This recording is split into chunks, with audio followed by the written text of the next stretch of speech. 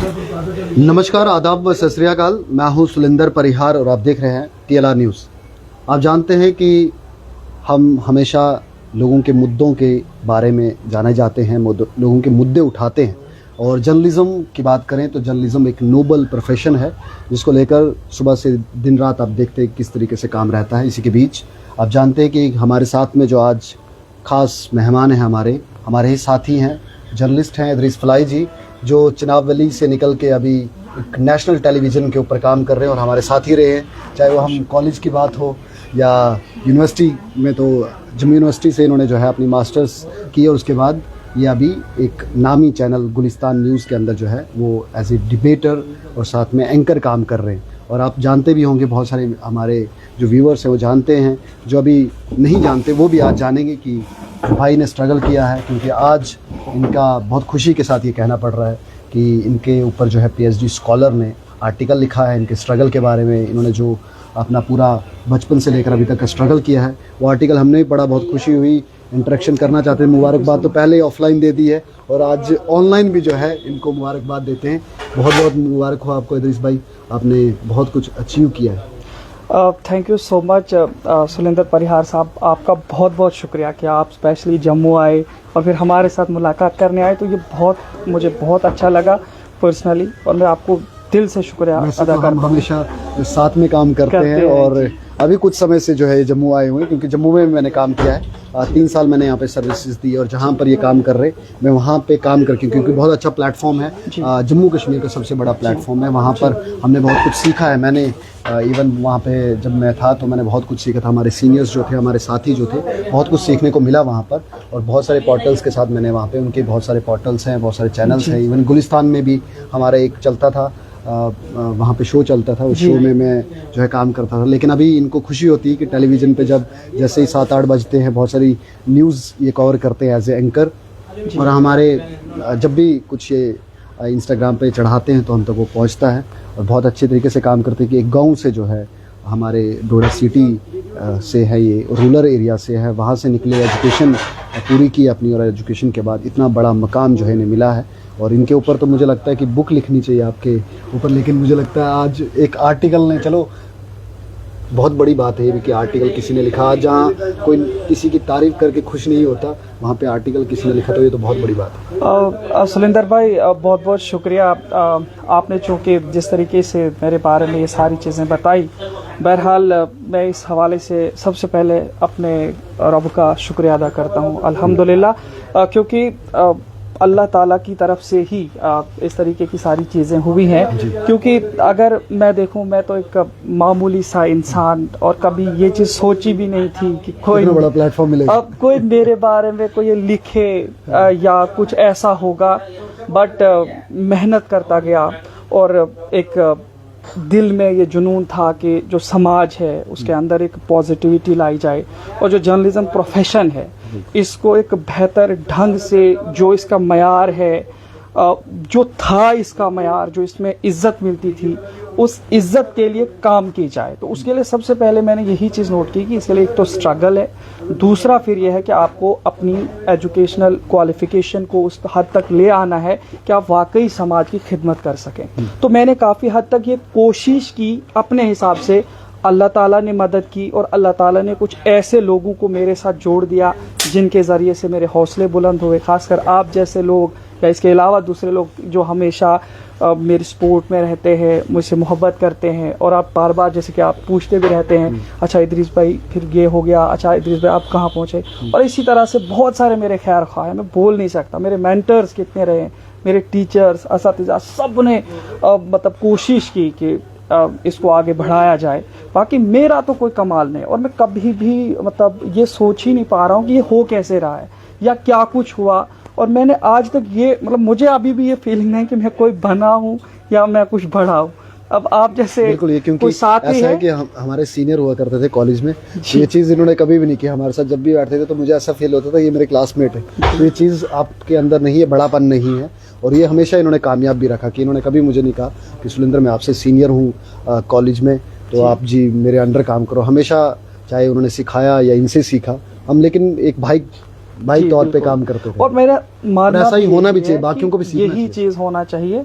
और ख़ासकर अगर आपको लगता है ना कि अगर मतलब आपने समाज के अंदर कोई बेहतर चीज़ करनी है, उसके लिए सबसे पहले आपको दूसरों के बारे में अच्छा सोचना है। बिल्कुल। और जब आप दूसरों के बारे में बेहतर सोचेंगे तो जो सुपर नेचुरल पावर या जिस पे आपका बिलीफ है, कायनात खासकर पूरा जैसे आपको- मैं अल्लाह पे बिलीव करता हूँ और हर एक उसी पे अपने अपने नाम से उसे पुकारता है, और बिलीफ हर एक का है जो भी धर्म या मजहब को मानता है या दीन को मानता है।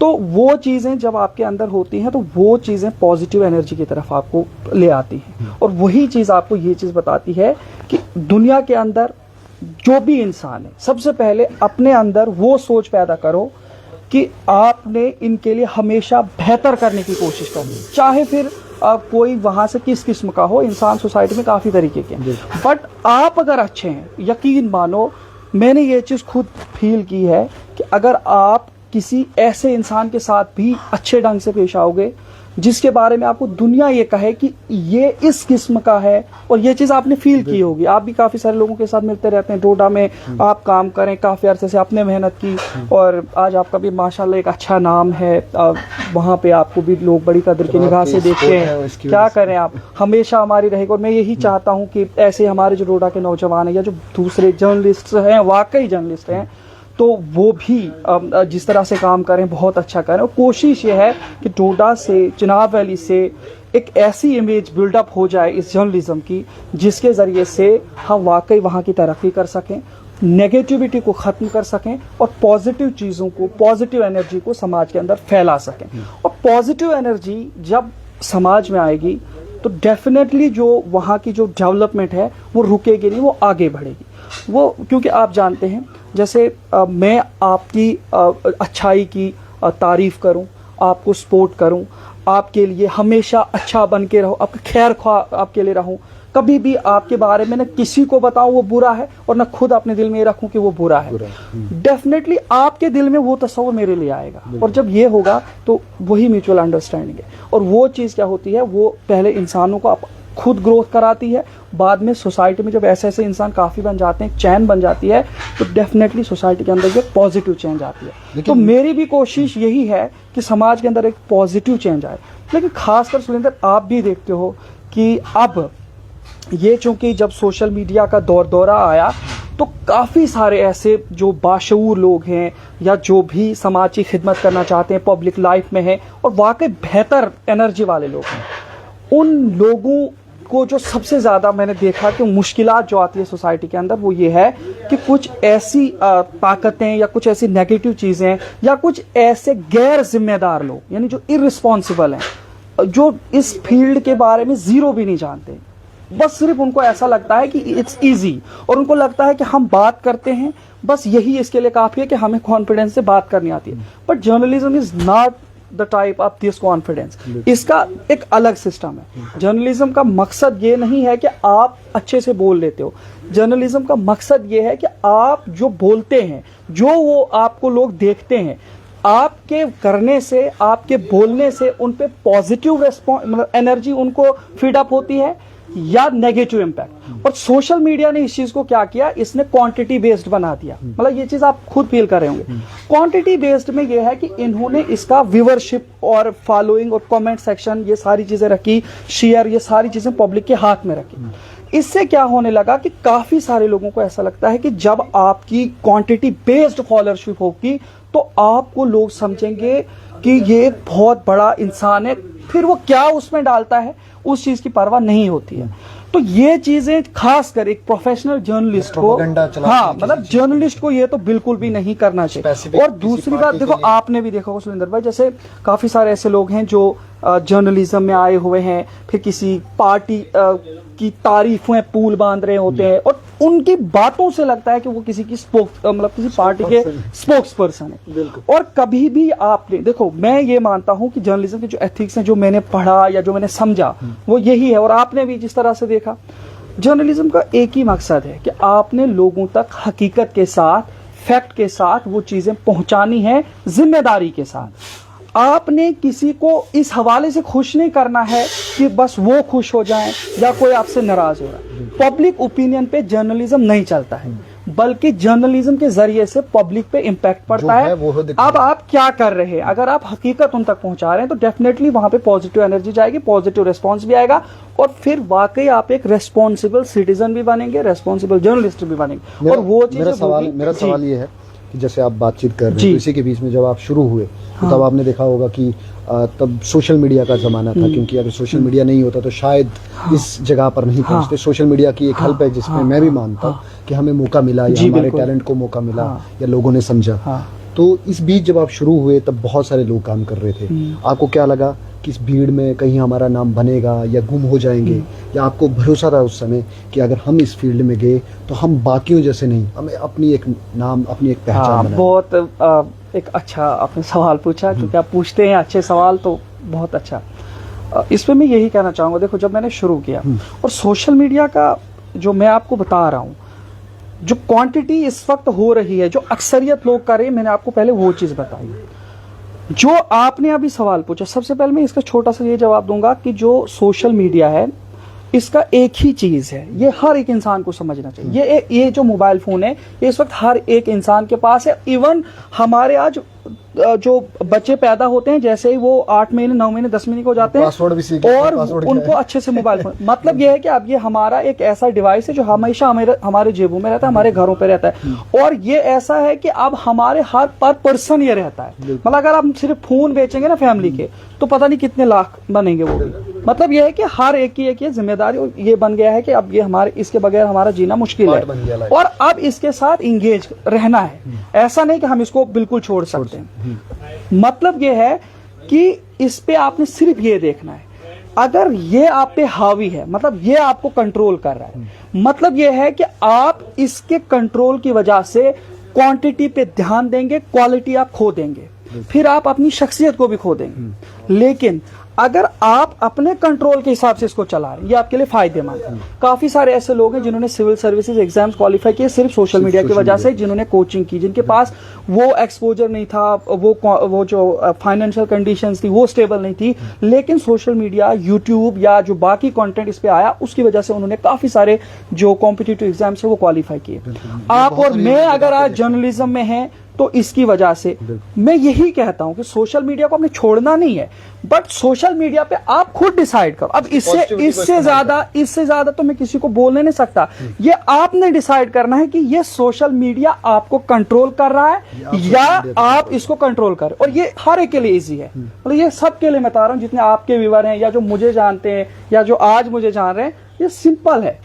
अगर आपको लगता है कि ये आपको कंट्रोल कर रहा है, इसका मतलब ये आपको बुराई की तरफ ले रहा है, और इसके जो इम्पैक्ट्स हैं वो आपको बहुत बुरे नतीजे भुगतने पड़ेंगे, और ऐसा हो भी रहा है। वो भीड़ वाला सवाल रह गया। वही चीज अब जो मैं आता हूं इस पे कि मैंने जब शुरुआत की थी, देखो पहली बात तो ये है कि जब मैं इस फील्ड में आया, मैं आपको पता है कॉलेज में आया, कॉलेज से फिर वो आर्टिकल में भी लिखा है जो मैं बोलता था या जो भी है, तो फिर गुलाम हैदर अंकल, मैं उनको कभी भी नहीं भूलूंगा, अल्लाह उनको सलामत रखे, उनको जरिया बनाया अल्लाह ने मुझे इस फील्ड में लाने के लिए। उन्होंने एक बात बोली, उन्होंने मुझे कुलदीप भैया के पास पहुंचाया, फिर कुलदीप भैया का बहुत बहुत मैं शुक्रगुजार हूँ कि उन्होंने मुझे अपने बच्चे की तरह हमेशा रखा, मेरी स्पोर्ट की, फाइनेंशियल स्टेबिलिटी के लिए हमेशा उन्होंने, मतलब मेरे साथ एक वो ना एक बड़े भाई की तरह मेरे साथ हो रहे हैं, और मैं कभी वो चीज़ नहीं भूल सकता, और मैं हमेशा ये चीज़ दिल में भी रखता हूँ, और हमेशा उनकी इज्जत मेरे लिए है। फिर मेरे जो टीचर्स हैं, मेंटर्स हैं, कामयाब होते हैं तो भूल जाते हैं, नहीं मैं कभी इस चीज़ को भूल नहीं सकता, और यही चीज़ आपको याद रखनी पड़ेगी। जिन लोगों ने भी आपकी सपोर्ट की है ना, आप उनको कभी मत भूलो, एहसान फरामोश कभी मत बनो। और अगर आपको ये लगता है कि आपको कोई बड़ी पोजीशन मिल रही है और आप पिछले वाले के साथ अपना रिलेशन खराब करो, ये बहुत बड़ी भूल है आपकी। अपने रिलेशंस को कभी खराब नहीं करना। मैं जब उनके पास रहा तो उन्होंने मुझे अपने बच्चे की तरह हर चीज़ सिखाई हमेशा, फिर ये करना है, फिर कभी मैं उल्टी सीधी हरकतें, मतलब आपको पता है जब फील्ड में आते इंसान और पता नहीं होता है, फिर वहाँ पे मुझे रोकते थे, फिर मुझे ये करना है, फिर वो करना है। जब मैं कभी अच्छा कर लेता था फिर मुझे बड़ी तारीफ भी करते थे, गले लगते थे, तो वो चीज़ें मेरे में मतलब डेवलप होने में बड़ी आसान। फिर आपने ये जो सवाल बीच में पूछा था कि आपको कैसा लग रहा था कि काफ़ी सारे लोग हैं 30-40 साल से, कोई 20 साल से, कोई 15 साल से, या इससे पहले फील्ड में काफ़ी सारे हैं, तो आपको क्या लग रहा था कि हाँ तो कि कैसे आप इनमें निकलोगे। देखो मेरा ये कभी बेसिकली मैंने अपने जहन में हमेशा ये रखा है कि मेरा कंपटीशन किसी के साथ नहीं है, मेरा कंपटीशन अपने साथ है।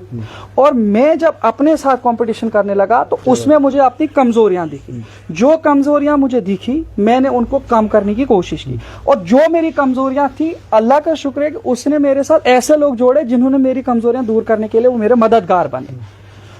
उसमें मैं चंद लोगों के नाम भी लूंगा, काफी सारे लोग हैं, लेकिन मैं ये सोच रहा हूं कि अब किसी का नाम अगर किसी का रह जाए, बट मेरे दिल में हमेशा उनके लिए। लेकिन देखो, सबसे पहले जब आपको पता है कि मैं जब बेस मेरी अपने ही गांव में बनी, छितरन में मैंने पढ़ा, धार में मैंने पढ़ा, अपने आसपास के इलाकों में 8वीं तक। फिर मैं वहाँ से जब निकला, वहाँ पे मेरे जो मेंटर्स रहे उन्होंने काफ़ी सपोर्ट की। फिर मैं वहाँ से गया डायरेक्टली यूपी में जब मैं पढ़ा तो वहाँ पे मेरे एक उस्ताद हैं मौलाना शरीफ साहब।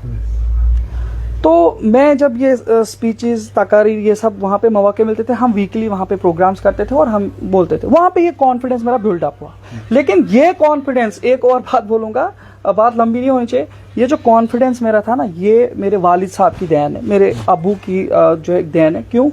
जब एक छोटा सा बच्चा था, पहले उन्होंने मुझे अपने घर पे लिखना पढ़ना खुद सिखाया था, अपने घर पे। मैं अभी स्कूल नहीं गया था, मुझे 1-2 जो है ना 1-2 AB अलिफ बे ये घर पे आता।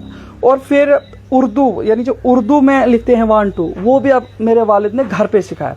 और मैं फिर जब स्कूल गया था तो फिर वहाँ पे जैसे आपको नर्सरी वो सब रखते हैं, मैं सीधा फर्स्ट में एडमिट हो गया था, मतलब प्राइवेट स्कूल में, क्योंकि बेस मेरे वालिद साहब ने बनाई। फिर मेरे वालिद साहब की ये मेहरबानी थी, हालांकि वो फाइनेंशियली स्टेबल तो नहीं थे, बट एजुकेशनली अगर मैं कहूँगा उनका माइंड इतना शार्प था कि उन्होंने मुझे इस लेवल का घर पे बनाया था कि जहाँ पे भी कोई प्रोग्राम होता था, पहले उन्होंने मुझे क्या किया कि कोई छोटी सी कोई नज़म या कोई वो चीज़ ना याद करा के फिर मुझे बोलते थे पढ़ो, तो मैं वो चीज़ पढ़ता था। फिर मुझे 10 लोगों में पढ़ाते थे, ताकि फिर वहाँ पे फिर मेरा जो डर वगैरह था वो मेरे मन से वो निकलने लगा। फिर कभी वो 5 मिनट की या 2 मिनट की कोई स्पीच देते थे, कोई ये याद कर, फिर मैं याद करता था। फिर कहीं पे मौका मिलता था, फिर मेरा नाम लिखवा देते थे इसको वहाँ पे, फिर मैं वहाँ पे जाता था, वो बोल लेता। वो चीज मेरे माइंड को इस तरीके से बिल्डअप करने लगी कि मेरा जो कॉन्फिडेंस लेवल था, फिर मैं किसी चीज से डरने नहीं लगा। और सबसे पहली चीज जो होती है आपको, वो डर होता है। जब वो निकल जाता है आपको, फिर आप किसी भी लेवल तक जा सकते हैं। क्योंकि आप फील्ड में भी, स्टूडियो में भी अभी काम कर रहे हो जी। तो मैं ये जानना चाहूँगा, क्योंकि फील्ड में तो आप डरते नहीं थे, अभी स्टूडियो में है तो स्टूडियो में डर लगता है या मिस करते हो फील्ड को, कि फील्ड मजेदार था ये स्टूडियो? देखो, असल में ये आपको पता है, अब चूंकि आप भी फील्ड में है, मैं भी, मैंने दोनों जो फील्ड है चाहे एंकरिंग, ये मेरी खुशकिस्मती है कि मुझे दोनों जगहों पे जाने का मौका मिला। लेकिन जो फील्ड है, फील्ड का एक अलग जो आपको एक फील होता है, आप जगह जगह जाते हैं, आप अलग अलग लोगों से मिलते हैं, आप फिर उनके साथ बातचीत करते हैं, और कभी रिपोर्ट्स आप करते हैं खुद, और सारा कुछ आपके डिपेंड होता है, वो अलग होता है। और वो मैंने 5 साल किया। उसके बाद अब जो आप स्टूडियो का पूछ रहे हैं, ये एक अलग एक्सपीरियंस है। मतलब ये आप इतना समझ लो कि ये वाला जो कोई नहीं है, ज्यादा लोग, बट इसमें ये है कि आप वहां पे अकेले हो जरूर, but you are responsible for each and everything. आप जो बोल रहे हैं, आप क्या बोल रहे हैं और किस तरह बोल रहे हैं, आपने हर चीज को, कानून को भी जहन में रखना है, खबर को भी जहन में रखना है, फैक्ट को भी आपने वो चीज देखनी है। मतलब ये है कि जब आप टेलीविजन पे कोई चीज बोलते हो, वो रेस्पॉन्सिबल चीज होती है। वहां पे आप कोई भी ऐसी चीज नहीं बोल सकते कि जिसमें आप बाद में कहोगे कि मैं माफी मांग रहा हूं या कुछ, मतलब वहां ये गुंजाइश ही नहीं है। नो, ऑप्शन ही नहीं है, वहां कोई ऑप्शन नहीं। वहां ये है पे आपके पास ऑप्शन है, आप उसको चेंज कर सकते हो, एडिट कर सकते हो, ऐसा कुछ, लेकिन टेलीविजन पे चला तो वो मेरे लिए एक बड़ा एक्सपीरियंस है। फिर वहां जब मैं, क्योंकि देखो वहां पे भी आपको मैटर करता है कॉन्फिडेंस। पब्लिक में जब आपका कॉन्फिडेंस बिल्डअप होता है, लेकिन अकेले में अगर आपका कॉन्फिडेंस लो है, और फिर वहां पे एक ही चीज आपके माइंड में नहीं होती, आपके अब वहां का सिस्टम अलग है, आपको पीछे से कंट्रोल भी कर रहे हैं, पीछे से आपको कान में बोल भी रहे हैं, ये करो, फिर ये खबर चल, ये विजुअल चलेगा, ये खबर चलेगी, ब्रेकिंग आ रही है, एक तो वो प्रेशर, फिर पब्लिक का प्रेशर, फिर जो खबर आप पढ़ रहे हो उसमें कोई गड़बड़ नहीं, मतलब ये सारी चीजें आपको मैनेज करनी होती हैं। फिर अचानक से कब ब्रेक लेनी है, अचानक से आपको अंदर से कंट्रोल आता है, आप खबर पढ़ रहे हैं, अचानक से आपको बोल के ब्रेक लेनी है या ये करना है ब्रेकिंग, तो ये सारी चीजें आपको वहां पे हैंडल कर, तो ये काफी सारी चीजें होती हैं। जो मुझे मतलब मिलने का मौका मिला। तो ये सारी वो चीज़ें हैं जिसकी वजह से अल्लाह का शुक्र है कि आज वहाँ पे हूँ। कब तक रहूँगा, क्या करूँगा, वो तो एक अलग बात है। स्टूडियो या देखो अच्छा तो सब है, बस अच्छा ये है कि आपने अच्छा करना है। आप जहाँ पे भी हैं आपने अपना बेस्ट देना है और हमेशा लोगों के लिए आपने ये सोचना है कि मैंने लोगों के लिए हमेशा अच्छा करना है, और फिर वही चीज़ आपको आगे भी लेके जाएगी और लोग भी आपके लिए दुआएं करते हैं। और मैं तो बड़ा शुक्रगुजार, वो जो मेरे दोस्त हैं, आपने जो आर्टिकल के बारे में लिखा, माजिद रशीदी साहब बहुत ही चंद अरसे के बाद वो डॉक्टर बनेंगे, PhD स्कॉलर बनेंगे। बहुत खुशी है मुझे कि वो भी एक मकाम पे पहुंच रहे हैं। उनको ये महसूस हुआ कि मुझे इस हवाले से लोगों को मेरे बारे में कुछ बोला जाए, मतलब मेरी क्या हैसियत, मैं क्या हूँ, मेरा तो वो नहीं है। अल्लाह की ज़ात का शुक्र है। और माजिद साहब को क्या सूझी कि उन्होंने लिख दिया, मैं उनका बहुत बहुत शुक्रगुजार हूँ कि उन्होंने लिखा। और फिर मुझे आप जैसे लोग जो दोस्त हैं मेरे, जो मेरे अहबाब हैं, आप यकीन माने कि जब वो आर्टिकल छपा, जब वो गया, काफ़ी सारे लोगों ने जब उसको पढ़ा, जर्नलिस्ट फैटर्निटी के वादी कश्मीर से, जम्मू से, पीर पंचाल से मुझे कॉल्स आई। और काफ़ी सारे ऐसे लोग थे जिन्होंने ये कहा कि हम आपके बारे में उतना ज़्यादा नहीं जानते थे, अब हमें ये लग रहा था कि किसी बहुत बड़े घराने का मतलब इंसान है जिसके पीछे फाइनेंशियल स्टेबिलिटी है और एक मतलब रॉयल ज़िंदगी जी रहा है, और इस हवाले से फिर ये इस फील्ड में और फिर वहाँ पे पहुँचा है। बट जब हमने ये आर्टिकल पढ़ा तो फिर हमें ये फील हुआ यार वाकई आपने स्ट्रगल किया। और फिर जब आप वो चीज़ें जब आप बोलते हैं तो फिर हमें खुद डिफरेंस लगता है कि ये हवा में उड़ के वहां नहीं पहुंचा है। और काफी सारे लोगों को ऐसा लगता होगा ना कि सीधा आपको कोई भी चैनल में जगह देगा। और वाकई गुलिस्तान न्यूज़ है, मैं आपको यकीन के साथ कहता हूँ, गुलिस्तान न्यूज़ में आपकी कोई भी सिफारिश नहीं चलती है अगर आप उस काबिल नहीं हो। और ये सबसे बड़ी चीज़ है वहाँ की, आपने ये चीज़ खुद देखी होगी। आपके पास अगर है तो आपको वहाँ जगह है, और अगर आपके पास वो चीज़ें नहीं है जो वहाँ पे ज़रूरत है तो देन डेफिनेटली अगर आपके लिए PM भी सिफारिश करेंगे तो आई थिंक वो नहीं देंगे आपको जगह। टीवी पे रहना है। हाँ। और हमारा काम जो है दिखने वाला है जी। ऐसा नहीं है कि हम जो है उसमें जो चोरी करें या ऐसे ही टाइम पास कर रहे हैं, आगे वालों को दिख रहा होता है और आगे वाले कैप्चर भी कर लेते हैं कि इसकी कैपेबिलिटी क्या है, इसकी एजुकेशन क्या है, और हमारा काम दिखता है तो लोग तारीफ करते हैं। लेकिन इसी के बीच में क्योंकि आपकी जो है बातें हो रही है, तारीफ आपकी हो रही है हर तरफ, लेकिन इसी के बीच में बहुत सारे लोग क्रिटिसिज्म भी करते हैं। तो सवाल भी मैं आपसे करना चाहूँगा, क्योंकि आप डोडा छोड़ के जम्मू आ गए हो, लेकिन आप डोडा की बड़ी बेइज्जती करते हो, ये इल्ज़ाम आपके ऊपर लगता है। मैं डोडा की बेइज्जती करते हो कि डोडा में ये हो रहा है, डोडा में वो हो रहा है, डोडा बदनाम हो रहा है हर तरफ। वो जो देखिए पहली बात देखो सुलिंदर भाई, पहली बात ये है, ये बुरी बात है लेकिन नहीं, आप पहले सुने क्योंकि मैं इसको जस्टिफाई करूंगा। इल्ज़ाम हो सकता है, इल्ज़ाम तो काफ़ी सारे लोग लगा सकते हैं जिनको कोई पता नहीं है, बट फैक्ट क्या है वो मैं आपको बता दूं। आपने अच्छा किया, आपने मुझे पूछा, हालांकि मुझे ये चीज़ पता नहीं थी, बट मैं ये देखो, ये इसका यही कमाल है, ये सवाल कुछ भी बोल लेते हैं, ये कोई कसर नहीं रखते हैं। हालांकि हम दोस्त हैं लेकिन आपने पूछ, लेकिन देखो मेरा काम है, ऐसा नहीं कि हमारे दोस्त हैं तो हम सिर्फ तारीफ ही करते हैं। हमेशा देखिए, हमेशा क्या है कि डोडा के बारे में देखो, मेरा जो अपना पर्सनल पेज है, अब चूंकि मैं गुलिस्तान न्यूज़ पे हूँ, अल्हम्दुलिल्लाह हर चीज़ में जो भी टेलीकास्ट आता है वहाँ पे न्यूज़ें आती रहती हैं, बनाते हैं और वही चीज़ें हम टेलीकास्ट करते हैं। मुझे कोई ज़रूरत नहीं थी कि मैं अपने चिनाब बेल्ट पे नज़र रखूँ, या मैं सोचता मुझे क्या ज़रूरत है मैं इनको देखूँ, मैं तो अपना देख रहा हूँ, मैं कहीं पर जगह पे हूँ।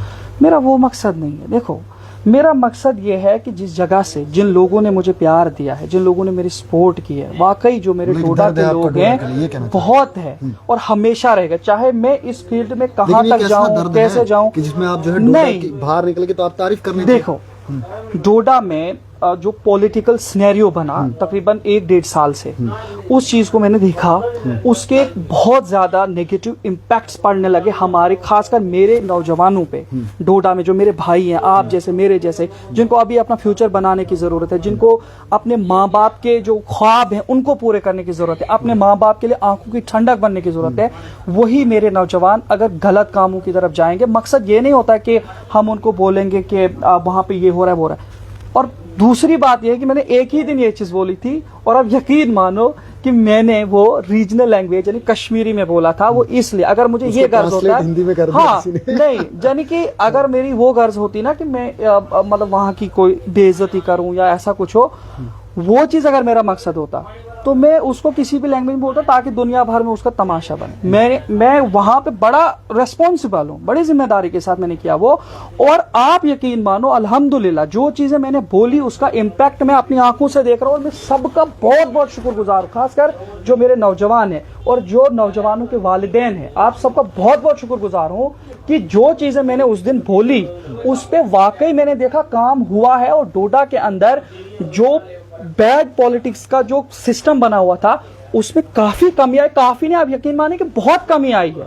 और मैं तो कह रहा हूं अब कुछ परसेंटेज भी नहीं है कि वो चीजें अब हो रही। देखो सियासत, लेकिन देखो क्योंकि नेगेटिविटी हर जगह पर हाँ, बुराई, जैसे हाँ, अगर हम जर्नलिज्म की स्पेसिफिक बात करें तो जर्नलिज्म में भी अच्छे लोग भी हैं, बुरे लोग भी हैं। ऐसी अगर दुकानदारी की बात की जाए, ऐसे ड्राइवरी की बात की जाए, हर चीज हर सेक्टर में बुरे और अच्छे लोग हैं। लेकिन डोडा डिस्ट्रिक्ट में भी बुरे और अच्छे लोग होंगे क्योंकि डिस्ट्रिक्ट है, बहुत बड़ा है। अब नेगेटिविटी को ज्यादा फॉलो लोग करते हैं और अच्छाई को बहुत कम। जैसे हमारा इंटरव्यू है, हो सकता है कि बहुत कम लोग देखें, लेकिन यहीं पे अगर हम एक दूसरे बहुत सारे देखेंगे, मुझे पूरी उम्मीद है। मतलब जैसे मैं बता रहा हूँ उतने नहीं, क्योंकि अगर हम आपस में लड़ेंगे, मैं आपके साथ मुक्का मारूं, आप मुझे मार रहे होंगे, उसमें लोग ज्यादा इंटरेस्टेड होंगे। सुरेंद्र परिहार और रुद्रेश फलाई की लड़ाई हो गई जी, बट इसमें इस चीज को ज्यादा लोग देखते हैं। यही चीज, इसका एक ही सवाल, इसका एक ही जवाब है, फिर वही चीज। अगर ऐसा वहां पे हो रहा है, देखो आप तो इस वक्त वहां पे ग्राउंड पे और आप ये सारी चीजें देख रहे हो, अगर वहां पे ऐसा हो रहा है जो आप कह रहे हैं, सिंपल ये चीज है कि सोशल मीडिया हमारे वहां के लोगों को कंट्रोल कर रहा है। अगर वैसा है तो डेफिनेटली वो चीजें होनी। बट जब मैंने वो बातें बोली हैं उसका इम्पैक्ट हमारे बहुत सारे लोगों पे हुआ है और अच्छा इम्पैक्ट हुआ है। और हमारे नौजवानों ने रेस्पॉन्स भी उस चीज का दिया। और मुझे पूरी उम्मीद है कि जो इस तरीके की चीजों में कर रहे थे, जाने में अनजाने में या किसी की सपोर्ट में या किसी की दुश्मनी में, अब वो लोग अपनी जिंदगी पे ध्यान दे रहे हैं, वो अपने आप को संवार रहे हैं। क्योंकि सबसे पहली चीज है कि आप अपने आप को संवारो, आप अपने आप को अच्छा बनाओ। और दूसरी एक चीज है कि टांगे खींचने वाले बहुत रहते हैं, क्योंकि मैंने देखा है डोडा डिस्ट्रिक्ट के अंदर बहुत अच्छी चीज़ें भी हैं, लेकिन बहुत कम लोग ऐसे भी हैं जो आपकी टांग खींचने में लगे रहते हैं, या स्पेसिफिक किसी ने भेजे होते हैं कि इस शख्स ये शख्स बहुत ऊपर जा रहा है, इसको नीचे कैसे लाना। मतलब वो डोडा के ही लोग रह के डोडा के ही अपने लोगों के टांगे काटने में रहते हैं। ये चीज़ मैं इसलिए बोल रहा हूँ, मैं चाहता हूँ कि इस चीज़ को लेकर, जैसे आप मेरे को टांगे खींचते हैं, कोई बात नहीं, मेरे को आप जितना खींचेंगे, मैं इतना ज़िद्दी हूँ, इतना मतलब हिम्मत मेरे में है कि मैं बार बार फिर चींटी की तरह चढ़ने लग जाऊँगा, मुझे गिराते रहेंगे, मैं फिर चढ़ने लग जाऊँगा। लेकिन उन लोगों के ऊपर बैड इफेक्ट पड़ता है जो बेचारे अच्छा करने की ओर जा रहे हैं, कोशिश कर रहे हैं, लेकिन उनको खींच लिया जाता है, जिसकी वजह से फिर उनका विजन ख़त्म हो जाता है, उनका इंटरेस्ट ख़त्म हो जाता है अच्छे साइड जाने में या स्ट्रगल करने में। वो सोचते हैं यार रहने दो यार, समाज ऐसा है वैसा है, फिर बहुत मतलब वो नेगेटिव हो जाते हैं। इस चीज़ पे स्पेसिफिक क्या कहना चाहेंगे, क्योंकि बहुत सारे लोग हमें देख रहे हैं, तो उन्हें समझ आनी चाहिए कि हमें आपस में सपोर्ट करना है, तभी हम आगे बढ़ेंगे। दो चीज़ें इसमें याद रखो, देखो बहुत अच्छा सवाल आपका। दो चीज़ें हैं, जब ऐसी चीज़ें या ऐसी सिचुएशन आपको फील होती है, इसका सबसे बड़ा रीज़न पता क्या होता है? आपने पढ़ा, आपने डिग्री की है, हर चीज़ की है, बट आप एजुकेटेड नहीं हो। जिस जगह तालीम गई, जिस जगह पे तालीम ने किसी इंसान के जहन की जहनसाजी की, उसको संवारा, वहाँ पे पॉजिटिविटी रहेगी। और पॉजिटिविटी कभी भी हसद को जन्म लेने नहीं देगी। अगर ऐसी चीजें हो रही हैं, आपको लग रहा है टांगे कोई खींच रहा है या किसी को आपकी तरक्की से जलन हो रही है, ये यकीन मानो जिसके जहन में ये चीज हो रही है, मतलब ये है कि वो अभी पुख्ता तालीम याफ्ता नहीं है। हो सकता है उसने डिग्रियां की हो, तालीम याफ्ता वो नहीं है। और तालीम हमेशा इंसान को सिखाती है कि आप दूसरों की मदद करो। तालीम कभी भी किसी को ये नहीं सिखाती है कि आप दूसरों को नीचे उतारो, उनकी इज्जत उतारो, उनकी टांगे खींचो।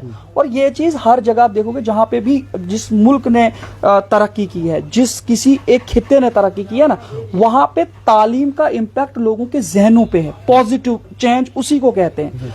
अगर ये चीजें आपको लगती है, मतलब अभी हम तालीम में बहुत पीछे हैं। दूसरे कामों में हम भले आगे हो सकते हैं, लेकिन तालीम के मामले में हम बहुत पीछे हैं। यही वो रीजन है जो आपके दिल में हसद को जन्म दे रहा है। ना आप खुद आगे बढ़ रहे हैं, और जो बढ़ रहे हैं आप उनको भी आगे नहीं बढ़ने दे रहे। तो ये चीज को खत्म करने के लिए सिर्फ यही चीज है। मैं बार बार यही बोलता हूं अपने नौजवानों को कि अपने अंदर तालीम को जगह दो, तालीम को जगह दो। सिर्फ पास करना या कोई आप कोर्स करते हैं या आप नौकरी हासिल कर रहे हैं, आपके पास पैसा है, इस चीज से मैटर नहीं करता है।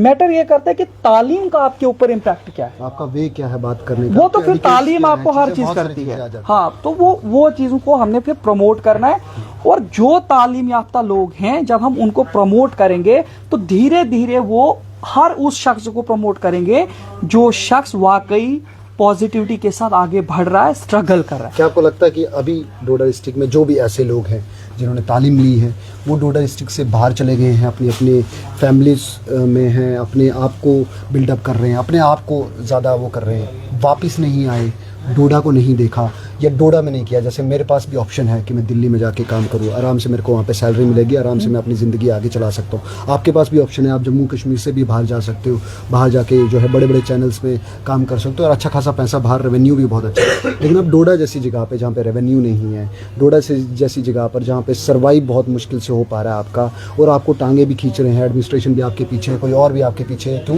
क्योंकि आप अच्छे हो, वहाँ पे आप जो गलत हो रहा है उसके खिलाफ आप चीज़ें कर रहे हो, तो कहीं ना कहीं आपको दबोचने के चक्कर में रहती है। आपको लगता है कि जो लोग आगे बढ़ चुके हैं उनको वापस आके उनकी कंट्रीब्यूशन जहाँ पर उन्होंने जन्म लिया उनकी कंट्रीब्यूशन वहाँ पर है और उनको वो देनी पड़ेगी, नहीं तो जवाब तो देना पड़ेगा उसको। पहली बात तो ये है कि अगर ऐसा कुछ हुआ, कुछ लोग जो वाकई मतलब पढ़ लिख के किसी मकाम पे पहुंचे और फिर वो ये भूल गए कि हम असली हकीकत में क्या है। एक ही साथ में खड़े हुए महमूदो अयाज, न कोई बंदा रहा न कोई बंदा नवाज, इसकी हिस्ट्री मुझे याद आ रहे हैं। मोहतरम प्रोफेसर डॉक्टर, ये असिस्टेंट प्रोफेसर थे उर्दू के, डॉक्टर अख्तर हुसैन आखून साहब, वो एक बार ये इस शेर की तशरीह कर रहे थे। महमूद गजनवी का नाम आपने सुना है, एक बादशाह रहा। अयाज एक शख्स था, बड़ा दानिश्वर था लेकिन एक गरीब मुफलिस था। तो उसने क्या किया कि वो जब बादशाह के दरबार में गया और फिर मोहम्मद गजनी ने उसको देखा, आजमाया, परखा, तो वो उसे काफ़ी ऐसा शख्स लगा, उसने उसको एक गुलाम की तरह खरीदा, अपने पास रखा। कुछ दिनों के बाद जब उसने जहन देखा कि यार ये गुलामी के लायक तो नहीं है, मजबूरी में ये ऐसा हुआ होगा, बट इसके दिमाग से ये गुलामी वाली चीज़ नहीं है, बड़ा ज़हीन आदमी है। तो उसने क्या किया, उसने उसको अपना वजीर बना लिया। तो वजीर बना लिया, धीरे धीरे जो वजीर था या जो बड़ी पोस्ट पे थे वो हसद करने लगे कि ये गरीब इंसान, खरीदा हुआ गुलाम, आज इसको ये वजीर रख रहा है। तो फिर उन्होंने उसके पीछे टोक लगाने की शुरू कर दी। तो एक छोटा सा कमरा था, वो क्या करता था, सुबह जाता था जब भी काम करने, तो रात को आकर के उस कमरे में जाता। तो एक बार इन्होंने महमूद गजनवी को शिकायत की कि ये जो बंदा है, ये बंदा सुबह आपके पास काम में आता है और ये वहां से दौलत लौट के, और इसने एक कमरा रखा है और उस कमरे के अंदर ये वो चीजें जो है उसके अंदर रखता है छुपा के, इसको कोई भागने की फराक है। तो पूरे हलचल मच गए पूरे बादशाह में कि ये हो क्या रहा है। तो फिर क्या किया, इन्होंने सबको हुक्म दिया कि भाई ये चीज करो, एक दिन इसको टो में लग जाओ, सारे जाओ। जब सारे गए, उधर क्या देखते हैं, उस कमरे के अंदर एक संदूक छोटा सा पड़ा हुआ था पुराना, उसके अंदर 2-3 कपड़े या जो भी चीजें। तो फिर सारे गए वहां पे, सबको लगता था कि इसने तो पूरा पैक किया होगा दौलत से इकट्ठा और ये लूटने के चक्कर में होगा। तो फिर उससे पूछते हैं कि भाई ये जो आप ये कर रहे हैं तो ये किस तरीके का मामला है कि आप यहाँ आते हैं। तो पता चला कि वो था कि वो अपनी हैसियत को नहीं भूला था। वो बार बार वो अपने फटे पुराने कपड़े और वो जूते देखने आता था कि ये मेरी हैसियत थी और मुझे मकाम दिया गया है, मैं आज वजीर के साथ, मैं एक वजीर हूँ, एक बादशाह के साथ हूँ, मैं भूल न जाऊँ कि मैं किस जगह से उठा और ये देखने आता था। फिर ये होता है कि फिर उसका जो मकाम था, फिर उसी पे एक शेर लिखा गया कि एक ही सफ में खड़े हुए महमूद अयाज, न कोई बंदा रहा न कोई बंदा नवाज। फिर कोई न बादशाह रहा और न कोई गुलाम, वो एक जगह खड़े हो गए।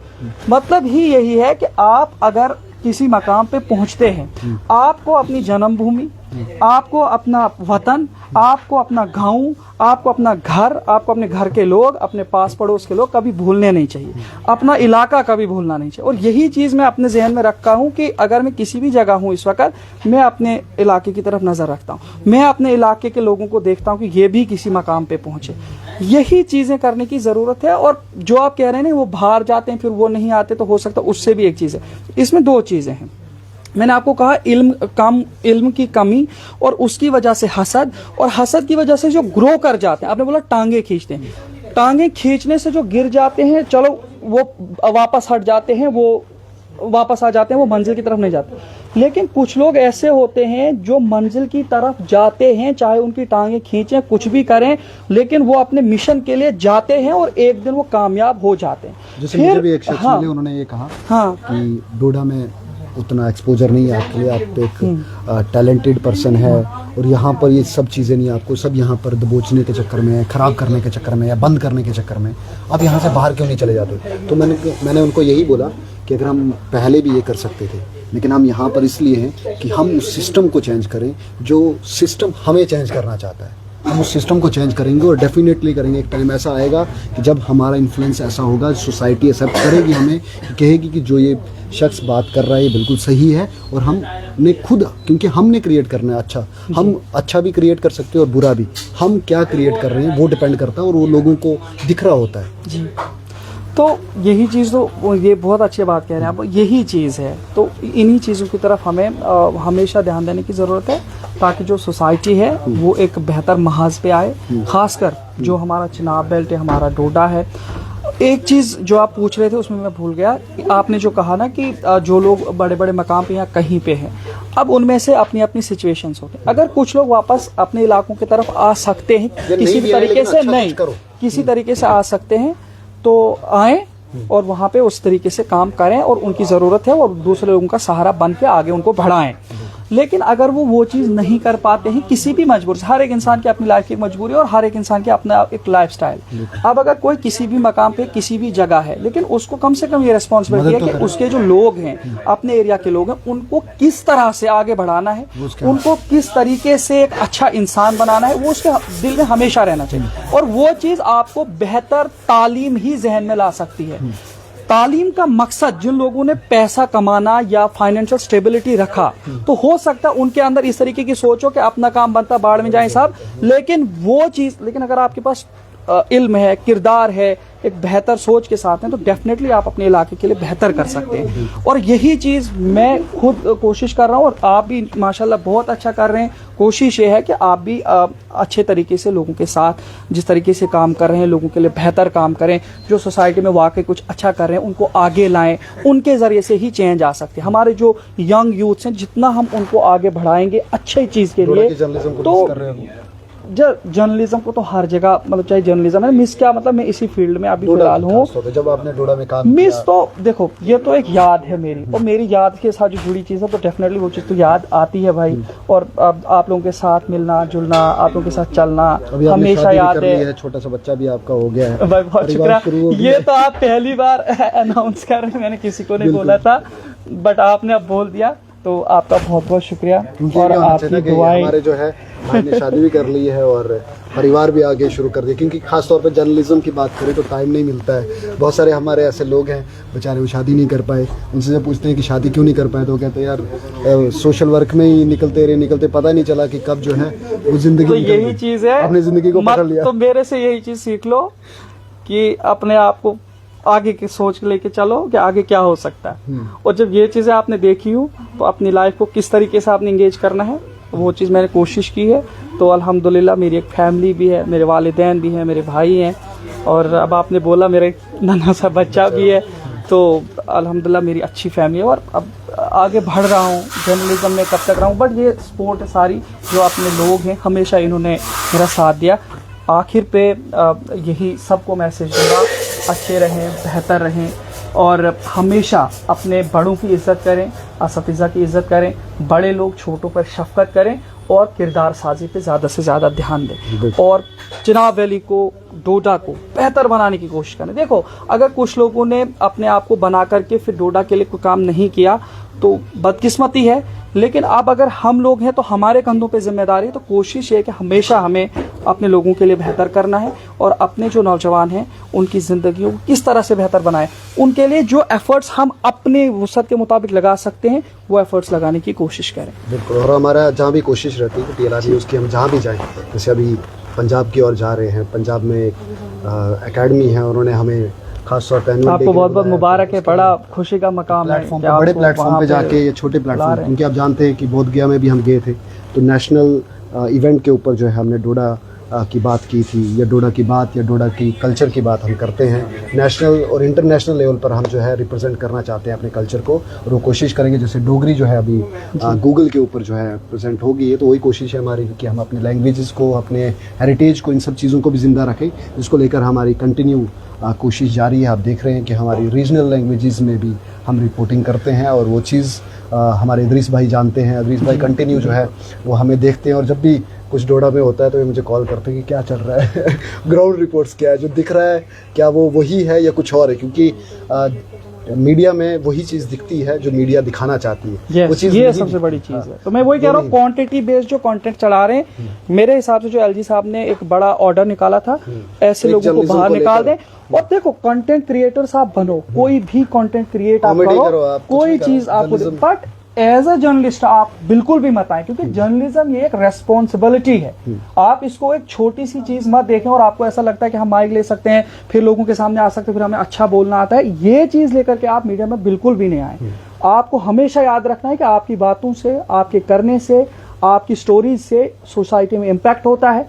और अगर आप रिस्पॉन्सिबल नहीं हुए तो आप सोसाइटी के अंदर एक ऐसी चीज फैलाएंगे जिसकी वजह से सोसाइटी में बिगाड़ पैदा हो सकता है, क्राइम्स बढ़ सकते हैं, लॉ एंड ऑर्डर की सिचुएशंस बन सकती है। तो ये चीजें बिल्कुल भी आप इररिस्पॉन्सिबिलिटी के साथ मत आए। इसीलिए यूनिवर्सिटीज के अंदर, कॉलेजेस के अंदर आप कोर्स हो रहे हैं, वहाँ पे एथिक्स सिखा रहे हैं, फिर आप किसी एक्सपीरियंस बंदे के साथ, इंसान के साथ रहें, उससे सीखें किस तरह से स्टोरीज बनाई जाती हैं, किस तरीके से फैक्ट्स चेक किए जाते हैं, किस तरीके से पॉजिटिविटी को लोगों के सामने लाया जाता है, किस तरीके से हकीकत लाई जाती है।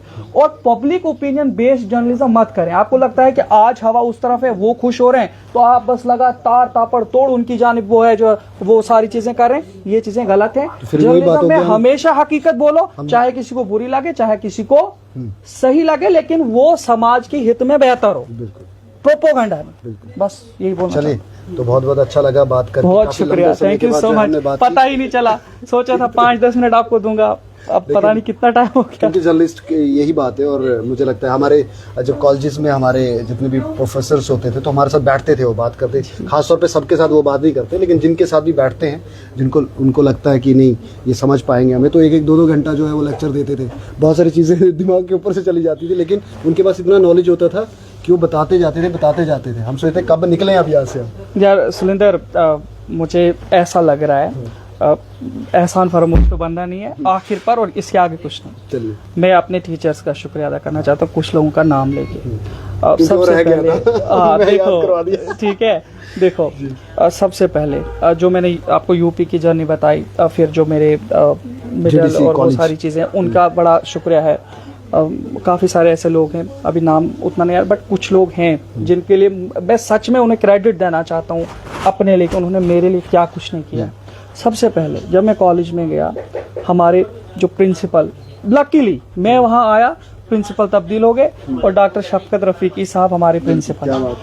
इतनी सपोर्ट उन्होंने किया, मैं दिल से आपका शुक्रिया अदा करता हूँ। कभी भी वो चीज़ नहीं भूलूंगा, उन्होंने किस किस तरीके से मेरी स्ट्रगल को पहचाना और फिर मुझे ऐसे ऐसे लोग मेरे साथ रखे कि जिन्होंने हमेशा मेरे लिए मुझे हेल्प की।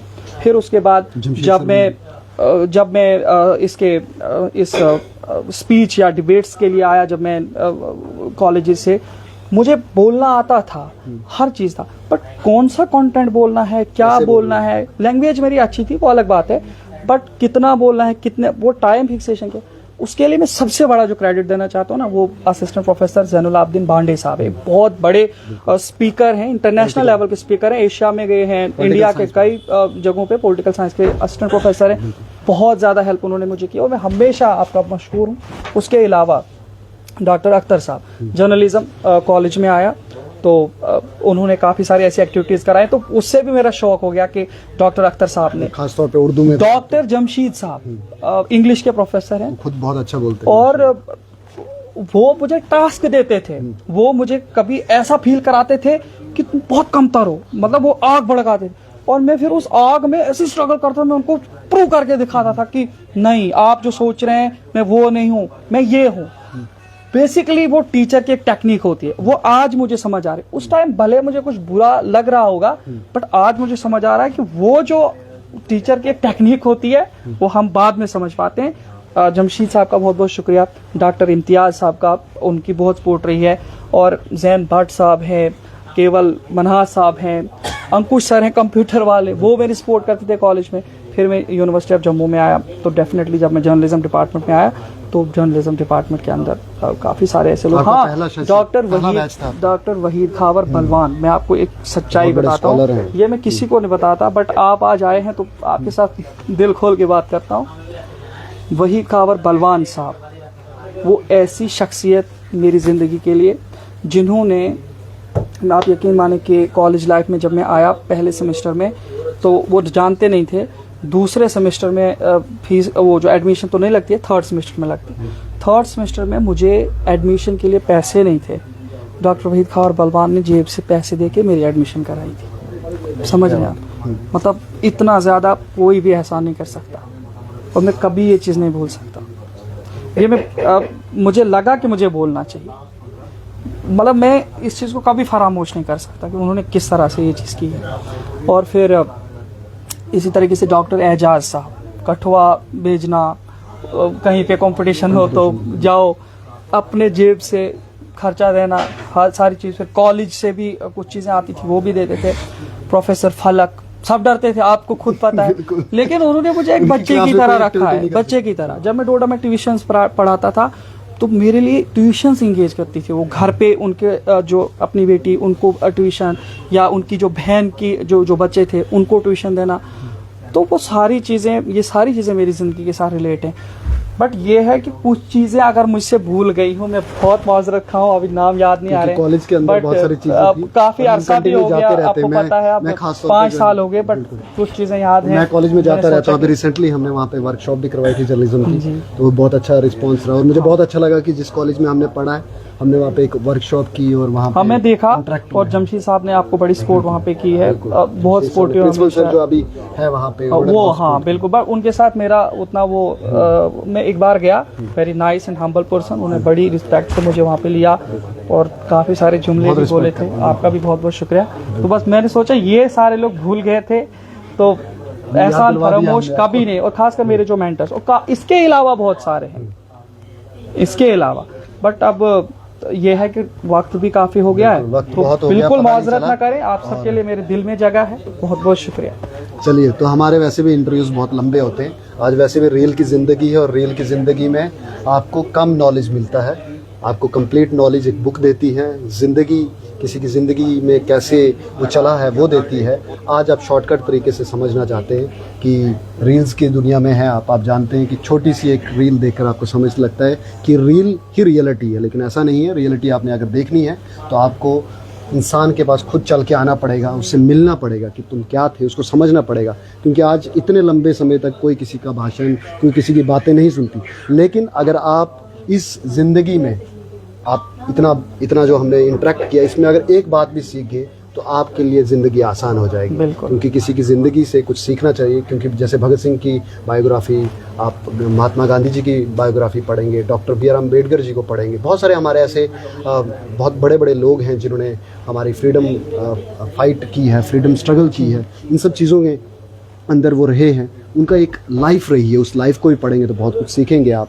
और सीखेंगे तो तभी सिखाएंगे और तभी आगे बढ़ पाएंगे। चलिए, बहुत बहुत धन्यवाद, बहुत बहुत शुक्रिया, बहुत बहुत शुक्रिया समय देने के लिए। बहुत बहुत शुक्रिया, थैंक यू भाई हमारे पास आए। तो चलिए, अभी जो है आप हमें इजाज़त दें और देखते रहें TLR न्यूज़। धन्यवाद।